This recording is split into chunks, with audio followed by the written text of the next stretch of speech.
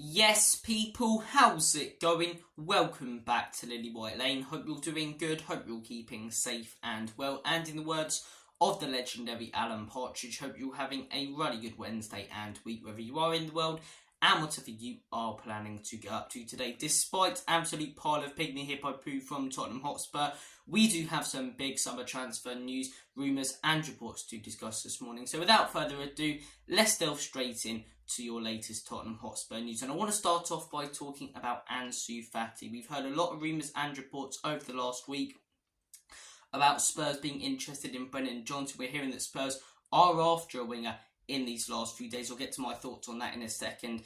Last day or so, we've heard another name being mentioned quite a bit. We're hearing that he wants to move away from Barcelona. Other clubs are interested. But right now, Tottenham Hotspur are front runners. That man is Barcelona's winger, Ansu Fati. The Spaniard could be on his way to Tottenham Hotspur this summer. And look, I think the guy is a very talented player.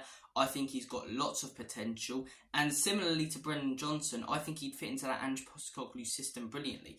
But there are some negatives to this move, in my opinion. The first one, the guy is hugely injury prone. Everything was looking like he was going to be the next Messi when he first joined Barcelona. At 16 years of age, he was a first team starter for them. 17 years of age, Spanish national team player for the first team. But last few years, injuries have hindered his career. And look, that is a big risk when you're looking at a player who gets injured so frequently and consistently. But look, the guy's an absolute bag of skills.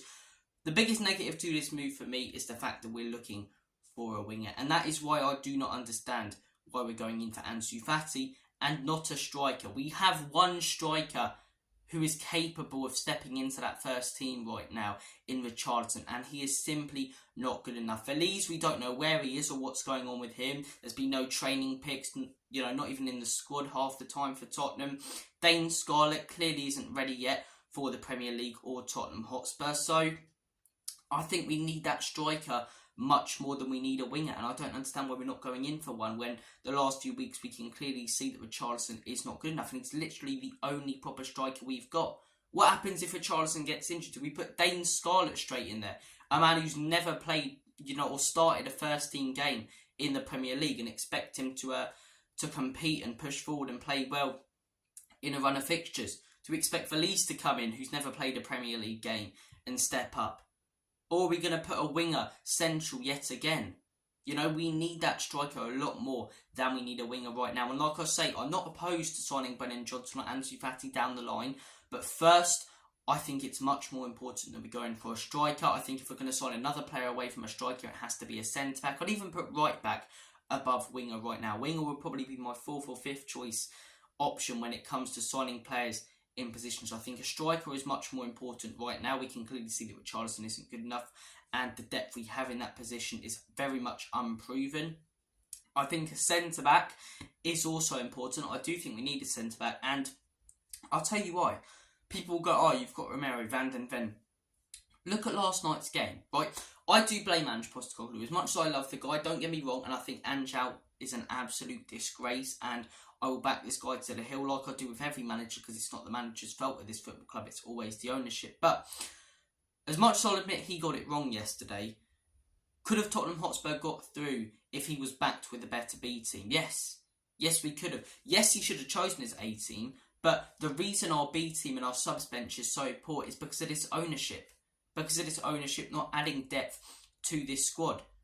And one of the reasons, obviously, why we why we go out so early in cup competitions is because the manager consistently picks B sides. But Manchester City consistently pick their B side. Arsenal consistently pick their B side. But they're okay because they've got depth that is good in those positions. Tottenham Hotspur haven't. And you saw yesterday, Davinson Sanchez comes into that team, had an absolute mare of a game. He was at fault for that first goal, even though it was a Van den Ven own goal. It was completely and utterly on Sanchez. And then missed the penalty, which sends us out of the Carabao Cup. He almost single-handedly, when it comes to what happened in the game and the events, knocked us out of the Carabao Cup. If Romero or Van den Ven gets injured, he's into the first team in Premier League games. What if Romero or Van den Ven gets injured when we have a tough run against a Liverpool or a Manchester United? How many are they going to score against us We need another centre-back. It doesn't necessarily have to be a world-class centre-back, but at least a decent one who can come in and do a solid job. Davinson Sanchez is far from a decent centre-back. Romero or Van de Ven gets injured, Sanchez is straight in that team, and that's a big cause for concern for me. You saw in that Brentford game even, 1-0 up, Sanchez comes on, we concede 2 goals. In the 2 Premier League games since that Brentford game where Sanchez hasn't started and it's been Van de Ven and Romero, we haven't conceded. Sanchez starts again, Tottenham Hotspur concede. It's not rocket science. When you play this guy, the defence isn't as good and concedes more goals. He's not good enough, therefore we need another centre-back, in my opinion, to add depth and quality to those positions. Right back's another one. Now, winger, you could argue that we need a little bit more quality depth, but I think a right back's more important, if I'm honest. Yes, we've got 2 players in Royale. We'll talk about Jed Spence in a minute as well, but yes, we've got 2 players in Royale and Porro, but both of them have big weaknesses. Porro's positioning is absolutely horrific. He's good going forward, but defensively, positioning-wise, it's very, very poor from Porro. Royale going forward is really, really pathetic. Defensively, he's not too bad when it comes to blocking players and putting in tackles, but Royale's issue defensively is that he's got 0 pace. We saw it in that Brentford game, completely taken apart by Birmingham, and he was completely taken apart yesterday by Fulham. You know, so I think another right back who can do both things, who can go forward well and defend well, because both of our right backs right now, in my opinion, have big weaknesses that affect their game. So look, I'd say all 3 of those positions above a winger right now, maybe even a number 6. I think a winger should be very low down on our priorities, and it's a big cause for concern for me that we're going in for a winger in these last few days instead of a striker or a centre-back after what we've seen the last few weeks. Is that Ange Postecoglou wanting a winger? If it is, it'd be unfair for me not to call him out. I do think, you know, if this was Antonio Conte, fans would be going absolutely mad. So if it is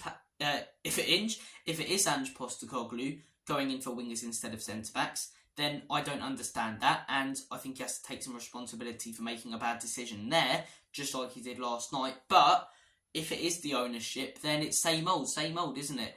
Ownership, yet again, not backing a manager with their priorities, and we've seen it under manager after manager after manager, and this summer transfer window, it feels like deja vu. Feels like deja vu from the last few summer transfer windows, where it starts so well.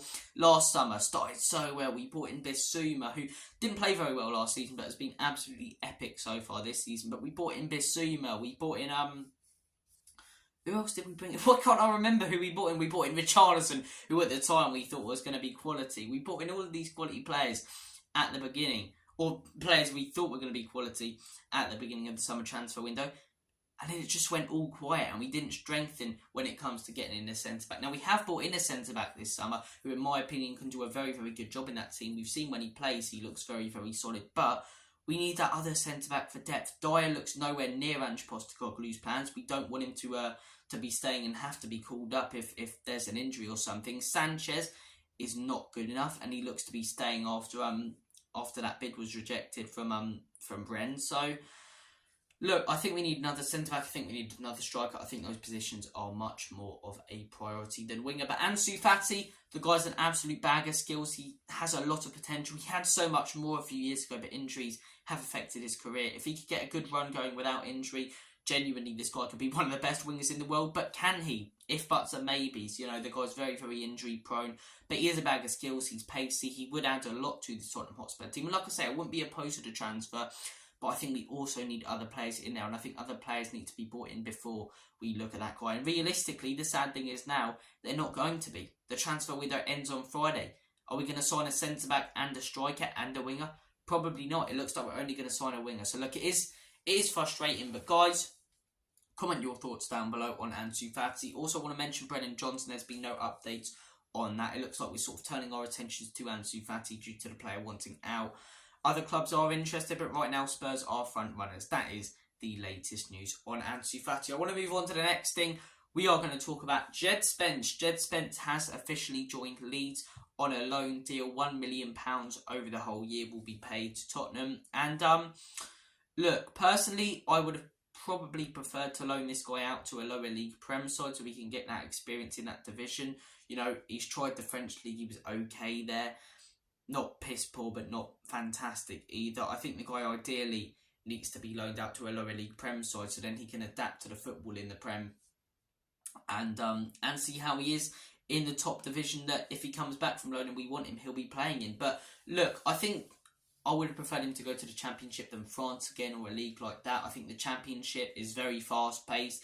Games come thick and fast. Wednesday, Saturday, Tuesday, Sunday, constantly. So, look, I wish the guy all the best. Hopefully he really steps up. He did step up in the Championship for Forest and then couldn't really do it in the Premier League. But then again, he didn't get much game time. Maybe if he steps up in the Championship, comes back to Spurs, gets that game time, he can be a quality player for us. Guys, comment your thoughts down below on this loan deal. I've seen a lot of Leeds fans are very happy about this one. I want to hear your guys' thoughts and opinions on Jed Spence. And the final thing we are going to discuss on today's show is it's harder doing these shows after a Spurs loss.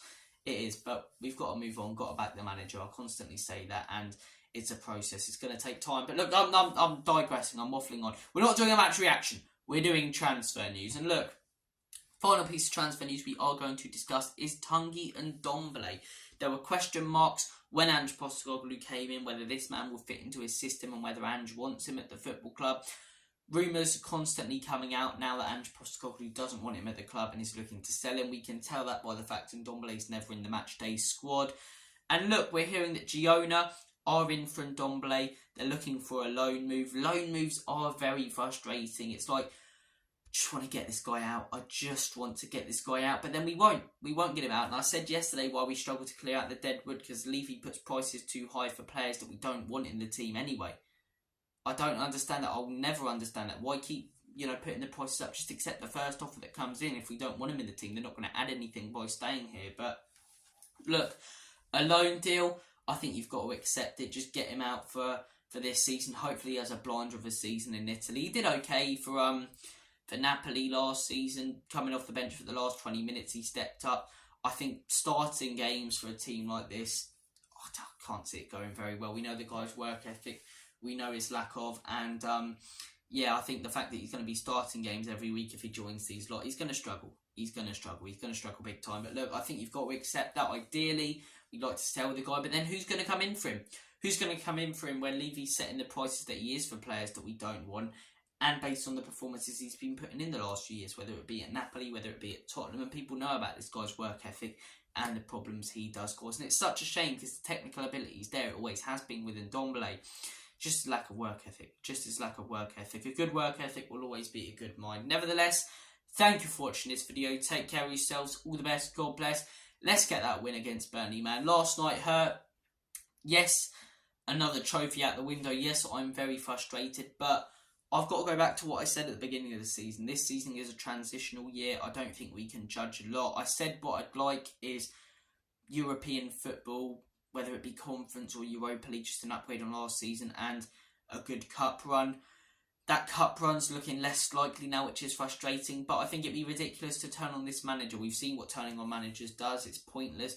Get behind this man no matter what happens this season. I will consistently state that. We have to admit he got it wrong last night, but in Big Ange we trust. Let's hope he gets that big win against Burnley. We bounce back. The first team's confidence isn't too affected. If we played the first team last night, we would have won 3 or 4-0 genuinely. But let's hope their confidence isn't affected. We got a Burnley on Saturday, which is going to be a tough game. I know they've taken 0 points, but they've only played 2 games, not 3. And two home losses.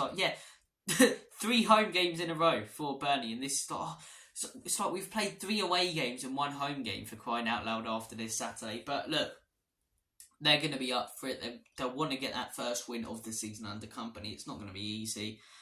Let's go out there and get the win, boys. Let's upset the party. Thank you for watching this video. Take care of yourselves. All the best. Up the Spurs. Let's get some deals done. Big few days for Tottenham Hotspur. As always and forever, Comedy Spurs. In Big Ange we trust. Enoch and Levy out. Up the Spurs. See you guys.